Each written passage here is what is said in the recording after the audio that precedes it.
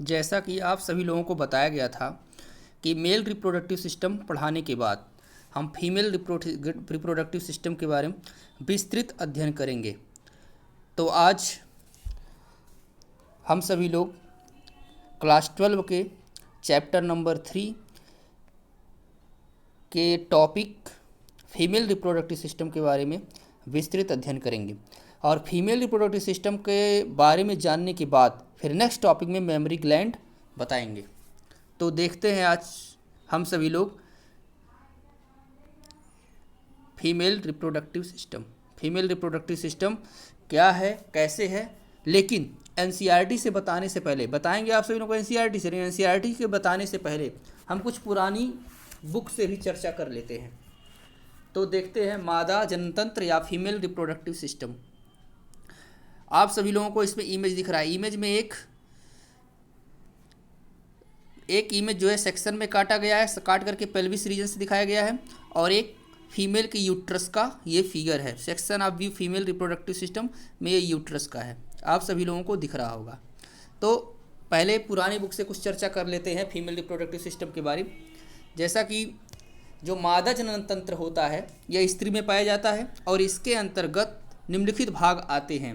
पहला है ओवरीज।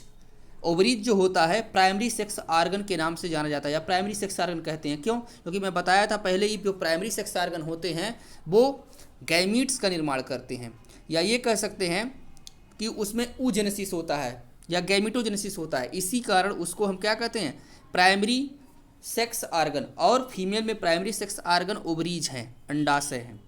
और उसके बाद सेकेंडरी सेक्स आर्गन के अंतर्गत ओविडक्ट्स, या उसी कहते हैं फैलोपियन ट्यूब, या हिंदी उसका है अंडवाहिनियाँ। और उसके बाद यूट्रस गर्भाशय आता है, वेजाइना आता है योनि, और उसके साथ साथ एक्सेसरी ग्लैंड्स यानी ओवरीज, ओविडक्ट्स, यूट्रस, वेजाइना और एक्सेसरी ग्लैंड्स, जिसमें से प्राइमरी सेक्स आर्गन ओवरीज है, secondary sex organ oviducts, uterus, vagina और एक्सेसरी ग्लैंड्स हैं। तो सर्वप्रथम हम लोग देखते हैं ओवरीज के बारे में। ओवरीज क्या होते हैं? ओवरीज यानी अंडाशय। ओवरीज जो होता है फीमेल में इनकी संख्या 2 होती है। यहाँ आप सभी लोगों को इमेज में दिख रहा होगा ओवरीज की संख्या। ओवरीज, एक ओवरीज यानी एक ओवरी यहाँ है, एक ओवरी यहाँ है, 2 ओवरी दिख रहे हैं इमेज में आप सभी लोगों को। और ये 2 साइड में होती है, एक लेफ्ट साइड में और एक राइट साइड में। और ये होते कहाँ हैं? ये उदर गुहा में वृक्कों के काफ़ी नीचे श्रोणि भाग में पीछे की ओर गर्भाशय के इधर उधर स्थित रहते हैं। और उसके साथ प्रत्येक अंडाशय चपटा लगभग 3 सेंटीमीटर लंबा, 2 सेंटीमीटर चौड़ा तथा 8 मिलीमीटर मोटा होता है। प्रत्येक अंडाशय उदरावरण के वलय से बनी मीजो ओवेरियन यानी अंडाशय धर नामक झिल्ली नुमा संरचना मिसेंट्री द्वारा श्रोणि गुहा की दीवार में सधा रहता है। अंडाशय में मादा युग्मकों अर्थात अंडाणुओं का निर्माण होता है, यानी oogenesis की प्रक्रिया होती है। साथ ही मादा हार्मोन का स्रावण भी ओवरी के माध्यम से किया जाता है। फिर उसके बाद आता है ओविडक्ट्स। ओविडक्ट को फैलोपियन ट्यूब के भी नाम से जानते हैं। ये पूरा जो दिख रहा है यहाँ पर फैलोपियन ट्यूब ही दिख रहा है। यहाँ से लेकर के फैलोपियन ट्यूब के 3 पार्ट दिख रहे हैं, इस्थमस, एम्पुला और इनफंडिबुलम। ये तीनों मिलकर के फैलोपियन ट्यूब बनाते हैं। आप सभी को फैलोपियन ट्यूब पूरा दिख रहा होगा। इसे फैलोपियन ट्यूब या ओविडक्ट भी कहते हैं। फैलोपियन ट्यूब जो होता है प्रत्येक अंडाशय से लगभग 10 सेंटीमीटर लंबा कुंडलित नली निकली रहती है, जिसे अंडवाहिनी कहते हैं। ये उदर गुहा में गर्भाशय में खुलती है। इसके अधिकांश भाग को गर्भाशय या फैलोपियन नली यानी फैलोपियन ट्यूब कहते हैं। अंडवाहिनी का आरंभिक 2/3 भाग चौड़ा होता है, जिसे एम्पुला कहते हैं। यहाँ पर एम्पुला दिख रहा है, ये चौड़ा वाला भाग एम्पुला, ये चौड़ा वाला भाग एम्पुला कहलाता है। उसके बाद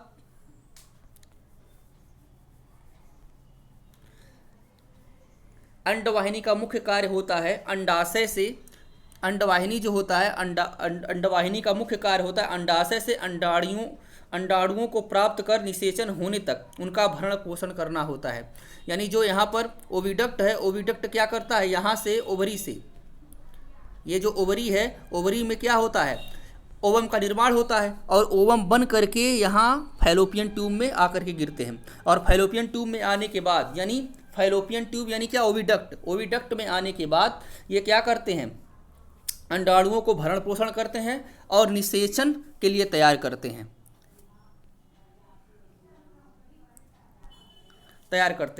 फिर उसके बाद नेक्स्ट है इसमें गर्भाशय या यूट्रस। ये यूट्रस दिख रहा है, ये पोर्शन यूट्रस है गर्भाशय का। गर्भाशय क्या होता है, यूट्रस, दोनों ओर अंडवाहिनियां जुड़कर एक बड़े कोष्ठ में खुलती हैं। ये दिख रहा है, ये आप सभी लोगों को, ये दोनों तरफ ये दिख रहा है अंडवाहिनियां, इधर अंडवाहिनी है और उसके बाद इधर अंडवाहिनी, ये दोनों अंडवाहिनियां आ करके यूट्रस में खुलती हैं।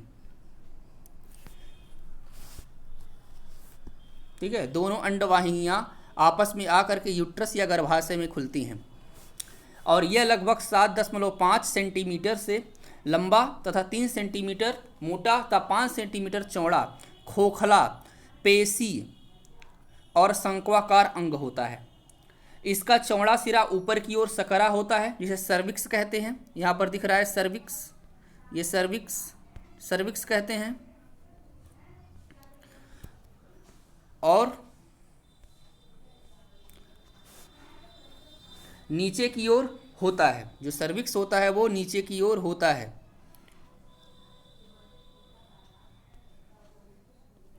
ये सर्विक्स दिख रहा है, सर्विक्स। उसके बाद जो ग्रीवा होती है, ग्रीवा यानी सर्विक्स, सर्विक्स का सिरा वैजाइना या योनि में खुलता है। ये योनि दिख रहा है, योनि में खुलता है। गर्भाशय की दीवार मोटे पेशी स्तर, मायोमेट्रियम तथा मोटी श्लेष्मीय स्तर, गर्भाशय अंतःस्तर से बना होता है। यानी जो ये गर्भाशय होता है, गर्भाशय के में 3 दीवार पाए जाते हैं, गर्भाशय में 3 दीवार पाए जाते हैं, 3 दीवार से बना होता है। जिसके बाहर वाले को कहते हैं मेम्ब्रेनस होता है, उसको कहते हैं पेरीमेट्रियम।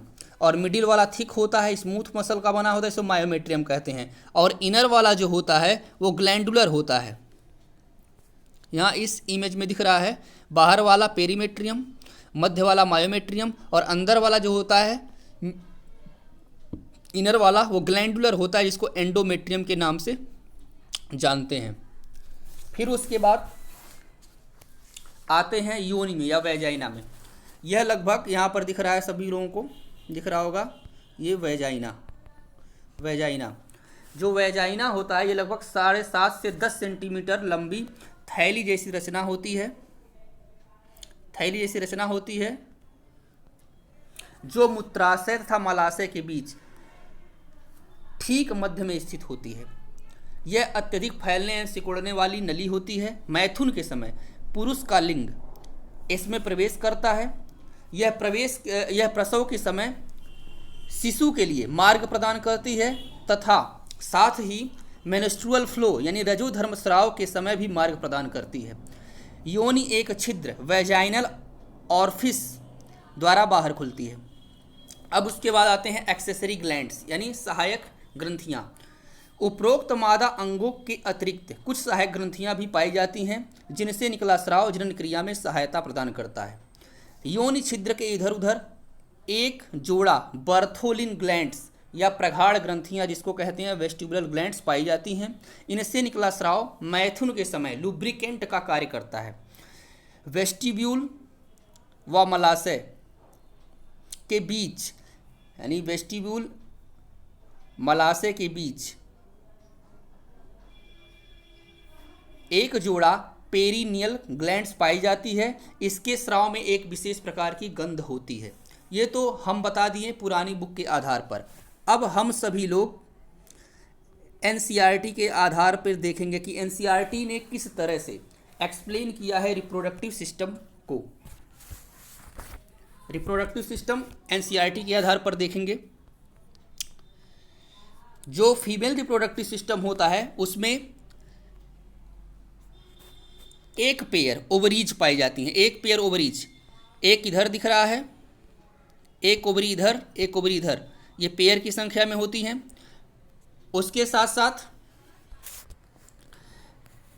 ये ओवरीज जुड़ी रहती हैं किसके द्वारा? ओविडक्ट के सहायता। ओविडक्ट ये जुड़ी रहती हैं ओविडक्ट से, और ओविडक्ट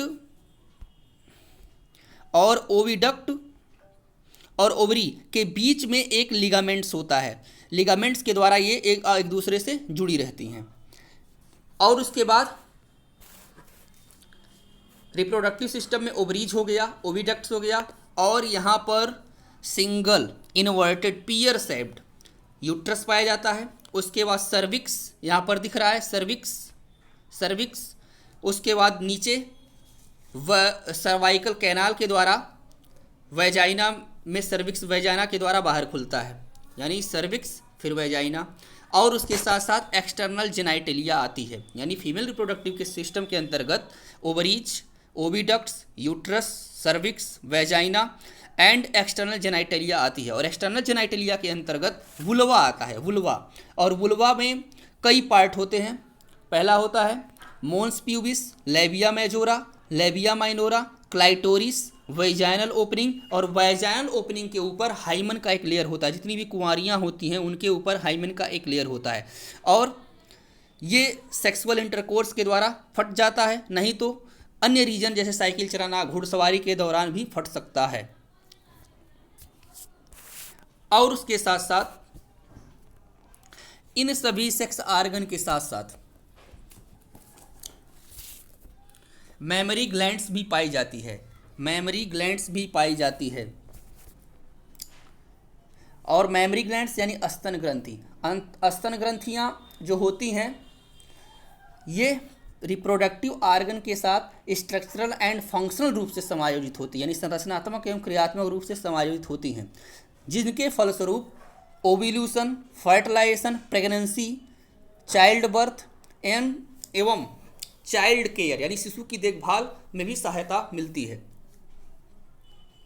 अब उसके बाद ओवरीज के बारे में देखते हैं। ओवरीज के बारे में जैसा आप सभी लोगों को पहले ही बताया गया है कि ओवरीज जो होते हैं, ओवरी एक वचन है, ओवरीज बहुवचन है। जब हम दोनों की बात करेंगे तो ओवरीज बोलेंगे, एक की बात करेंगे तो ओवरी कहेंगे। जो ओवरीज होते हैं, ओवरीज पहले ही बताया जा चुका है कि फीमेल में प्राइमरी सेक्स आर्गन है। क्यों से प्राइमरी सेक्स आर्गन है? क्योंकि ये क्या करते हैं? अंड का निर्माण करते हैं, इसी कारण इसे प्राइमरी सेक्स आर्गन भी कहते हैं। और उसके साथ साथ ये हार्मोन भी निर्माण करते हैं, और ये अंडाशय उदर के निचले भाग में दोनों ओर स्थित होते हैं।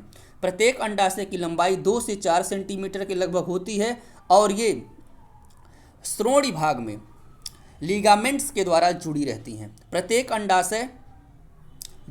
अंडाशय होता है कवर्ड होता है एपिथेलियम टिश्यूज के द्वारा, जिसको कहते हैं ओवेरियन स्ट्रोमा। और ओवेरियम स्ट्रोमा 2 पार्ट में डिवाइड होती है, एक पेरिफेरल कॉर्टेक्स एंड दूसरा होता है इनर मेडुला। अब उसके बाद आते हैं ओविडक्ट्स के बारे में। ओविडक्ट्स इसमें क्या हैं, कैसे हैं, ओविडक्ट्स के बारे में देखेंगे। यानी ओविडक्ट्स या अंडवाहिनियाँ उसी को कहते हैं, या डिम्ब वाहिनियाँ कहते हैं। कई नाम इसका है, फैलोपियन ट्यूब या ओविडक्ट्स या डिम्ब वाहिनी नलिका या फैलोपियन नलिका या अंडवाहिनियाँ, कई नामों से इसे जाना जाता है। अब फैलोपियन ट्यूब के बारे में देखेंगे। जो ओविडक्ट्स होता है, फैलोपियन ट्यूब होता है, वो कुंडलित संरचना होती है। और ओविडक्ट्स के साथ साथ यूट्रस और वैजाइना ये सभी फीमेल रिप्रोडक्टिव सिस्टम के एक्सेसरी डक्ट्स के रूप में होते हैं, एक्सेसरी डक्ट्स के रूप में भी होते हैं। और जो फैलोपियन ट्यूब होती है ये लगभग 10 से 12 सेंटीमीटर लंबी और चारों तरफ फैली होती है, किसके? ओवरी और यूट्रस की। और ये जो होती है फैलोपियन ट्यूब का जो फैलोपियन ट्यूब होता है, the part closer to the ovary is funnel shaped infundibulum. और जो फैलोपियन ट्यूब का पार्ट होता है जो ओवरी को घेरे रहता है, वो फनल शेप्ड होता है। यहाँ पर दिख रहा है फनल शेप्ड, वो फनल शेप्ड होता है, यहाँ पर दिख रहा है फनल शेप्ड, जिसको कहते हैं इनफंडिबुलम। क्या कहते हैं उसको? इनफंडिबुलम, यहाँ पर दिख रहा है। और ये फनल शेप्ड होता है, जिसको नाम दिया गया है, ओविडक्ट का एक पार्ट है, फनल शेप्ड है, जिसको इनफंडिबुलम कहते हैं। और इनफंडिबुलम का जो आगे वाला पार्ट होता है वो फिंगर लाइक प्रोजेक्शन बनाता है। ये फिंगर लाइक दिख रहा है, कुछ फिंगर की तरह संरचनाएं हैं, फिंगर लाइक प्रोजेक्शन है, जिसको हम नाम दिए हैं फिम्ब्री। क्या नाम दिया जाता है उसको? उसको नाम दिया गया है फिम्ब्री। फिम्ब्री यहाँ पर दिख रहा है, फिंगर लाइक प्रोजेक्शन है, यहाँ फिंगर लाइक प्रोजेक्शन दिख रहा है, जिसको कहते हैं फिम्ब्री। और ये क्या करता है? ओवरी से बने हुए एग को कलेक्ट करने का काम करता है, कलेक्शन ऑफ ओवा। यानी फिम्ब्री का मुख्य कार्य क्या है? Collection of ovum. ओवम एक वचन है, ओवा बहुवचन है, तो ये क्या करता है? कलेक्शन ऑफ ओवम करता है। और फीमेल में प्रत्येक ओवरी से, कभी एक बार लेफ्ट से, एक बार राइट से, एक बार लेफ्ट से, एक बार राइट से, एक बार में, एक मंथ में एक ओवम का निर्माण होता है। तो इस प्रकार जो इनफंडिबुलम होता है वो फनल शेप्ड स्ट्रक्चर होता है, ओविडक्ट का पार्ट होता है। और इनफंडिबुलम में आगे की तरफ फिंगर लाइक प्रोजेक्शन होता है, जिसे हम फिम्ब्री कहते हैं। फिम्ब्री क्या करता है? ओवम को कलेक्ट करने का काम करता है।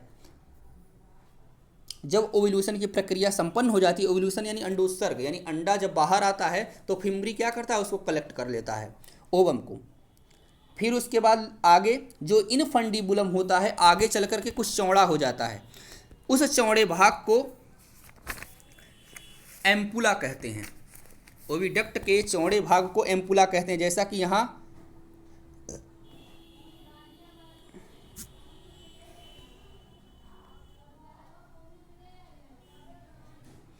कि यहाँ आप सभी लोगों को दिख रहा है एम्पुला। जो ओविडक्ट होता है, ओविडक्ट का चौड़े भाग को कहते हैं एम्पुला। यहाँ पर इमेज में दिख रहा है ampulla.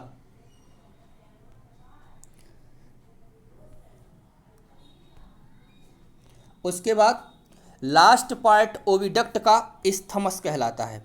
Last part of oviduct isthmus कहलाता है, जो नैरो होता है और यूट्रस में जाकर के खुलता है, यानी यूट्रस से जुड़ा होता है। इस प्रकार ओविडक्ट के 3 पार्ट हो गए, या फैलोपियन ट्यूब के 3 पार्ट हो गए, इनफंडिबुलम, एम्पुला और इस्थमस। एम्पुला जो होता है इनफंडिबुलम, एम्पुला और इस्थमस, जिसमें से एम्पुला क्या होता है? चौड़ा भाग होता है, इस्थमस क्या होता है? सकरा भाग होता है। इनफंडिबुलम फनल शेप्ड स्ट्रक्चर होता है, और इसका जो अगला भाग होता है वो फिम्ब्री कहलाता है, जो फिंगर लाइक प्रोजेक्शन बनाता है। अब उसके बाद देखते हैं यूट्रस के बारे में।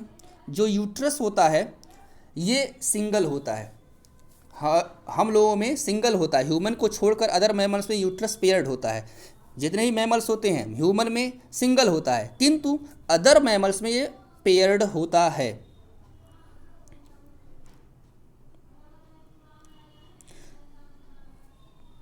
पेयर्ड होता है।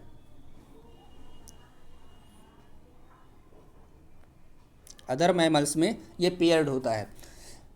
और जो यूट्रस का शेप होता है इन्वर्टेड पियर शेप्ड होता है। सिंगल यूट्रस होता है, इन्वर्टेड पियर शेप्ड होता है, जिसे वूम्ब कहते हैं, वूम्ब।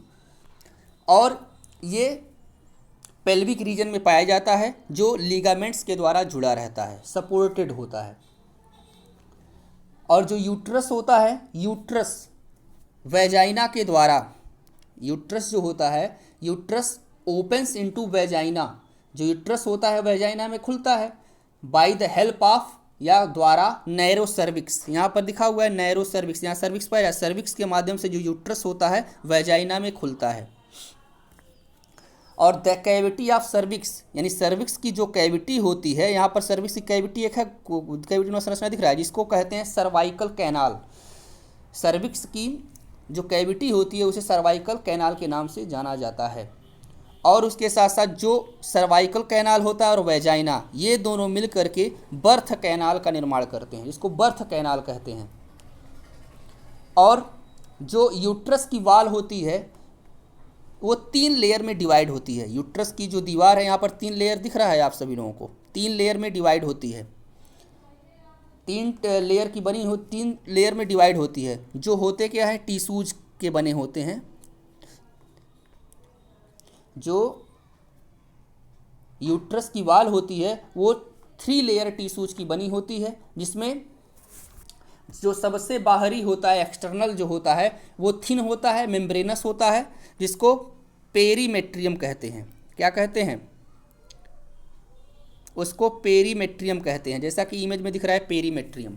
उसके बाद जो मिडिल होता है वो थोड़ा मोटा होता है, थिक होता है और स्मूथ मसल्स का होता है, जिसको नाम दिया गया है मायोमेट्रियम।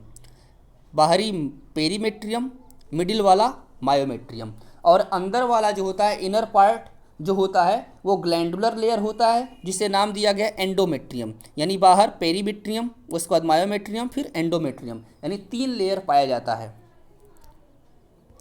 और उसके बाद जो एंडोमेट्रियम होता है उसमें साइक्लिक चेंजिंग होते हैं। साइक्लिक चेंजिंग यानी एंडोमेट्रियम की जो दीवार होती है मेंस्ट्रुअल साइकिल के समय टूटती है।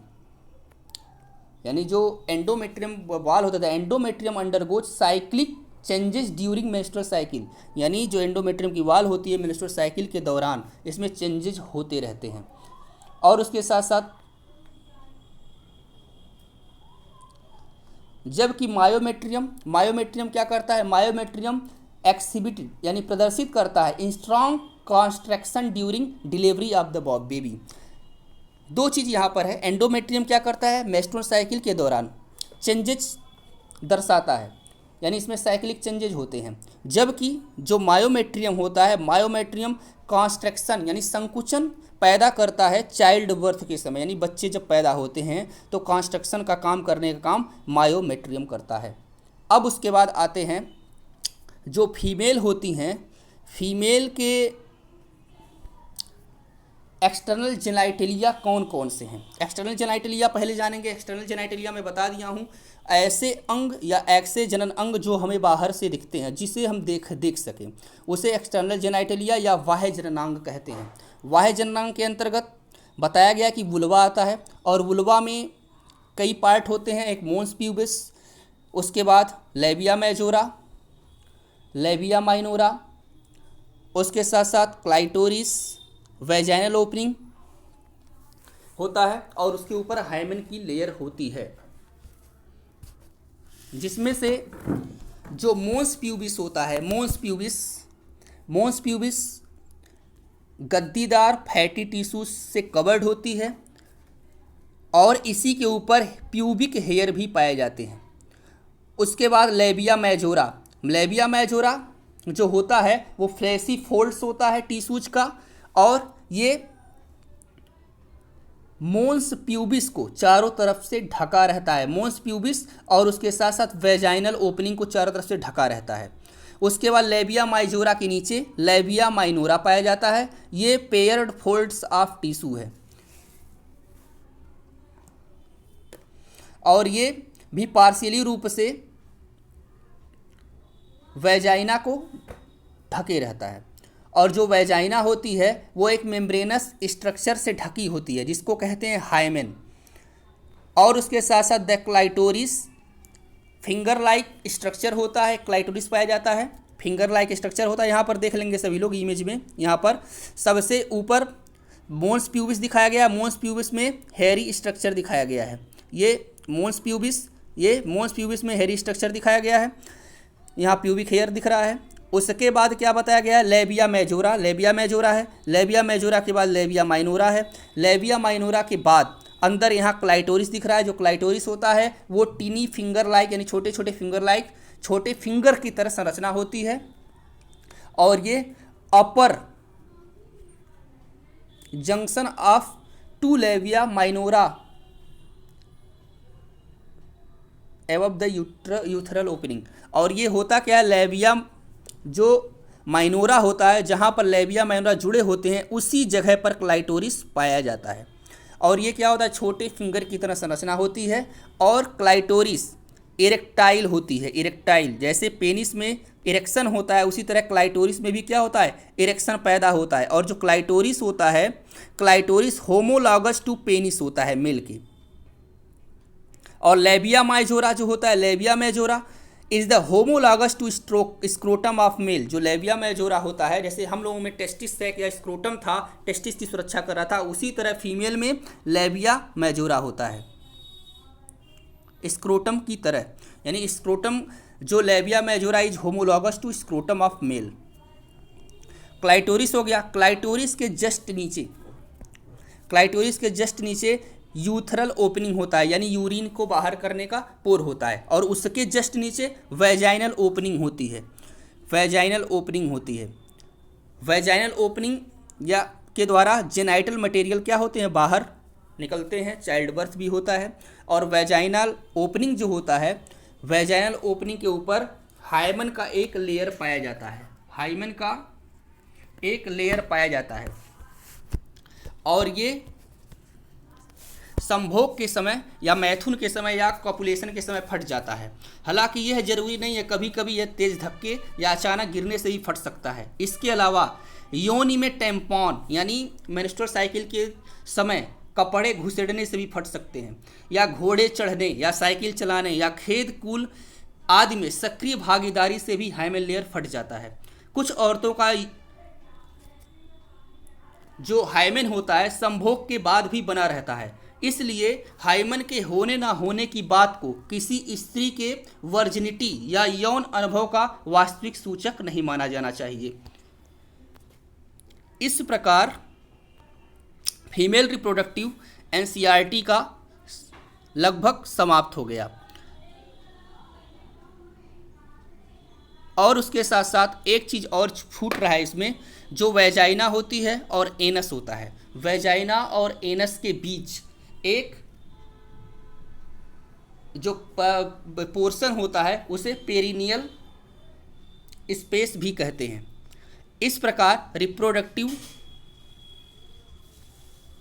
फीमेल रिप्रोडक्टिव सिस्टम समाप्त हुआ। अब नेक्स्ट डे बताएंगे, जिसमें मेमोरी ग्लैंड्स के बारे में विस्तृत अध्ययन कराएंगे। तब तक के लिए धन्यवाद। मस्त रहिए, खुश रहिए।